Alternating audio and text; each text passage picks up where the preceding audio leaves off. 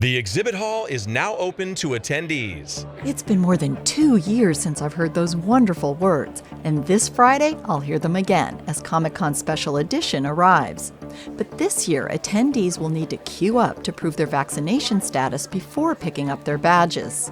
Safety is really a primary concern of ours. Everyone will need to be wearing a mask and have been vaccinated or proof of a vaccination or a negative COVID test. That's David Glanzer, spokesperson for Comic-Con International. Comic-Con is in excess of 135,000 attendees, and I think this show will be much smaller, probably half the size, maybe a little bit smaller still.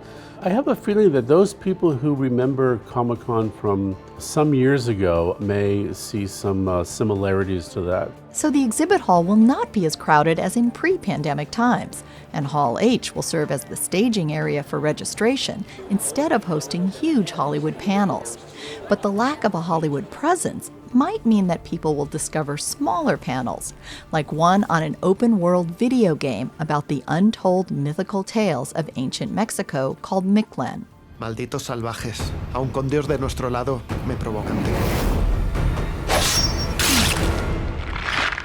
Similarly, you won't find big companies like DC and Marvel this weekend on the exhibit floor, but their absence leaves room for new players like Patricio Ginelsa, who'll be promoting his film and comic book, Lumpia with a Vengeance. This is the taquito everyone is talking about. It's not a taquito. It's lumpia, the Filipino egg roll. The motives of the lumpia man are still unknown. Well, definitely it is an opportunity for us independent creators to be seen and heard by the masses. But I also think it's a return to really what I believe is the core of what Comic-Con is, right? It's always been about the creators. I think Comic-Con is literally the audience that we've always wanted to attract, and this is our big opportunity. I haven't wrapped my head around what's happening this week.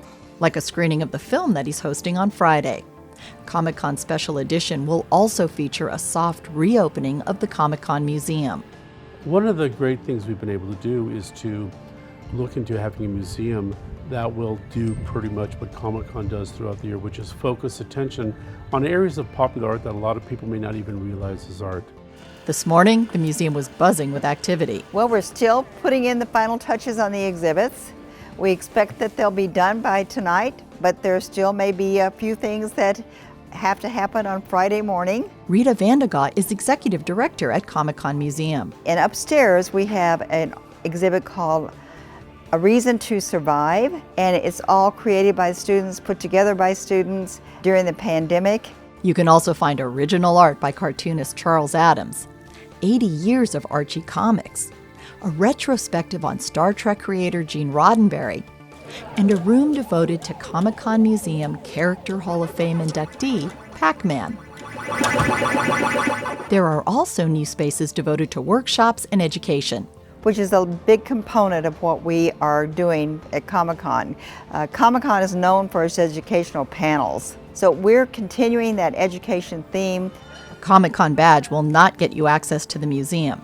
Anyone who wants to visit just needs to buy a ticket online or at the door. Comic-Con Special Edition will be gathering the nerd tribe in person to celebrate the popular arts. And that's something to be thankful for this holiday weekend. Beth Accomando, KPBS News.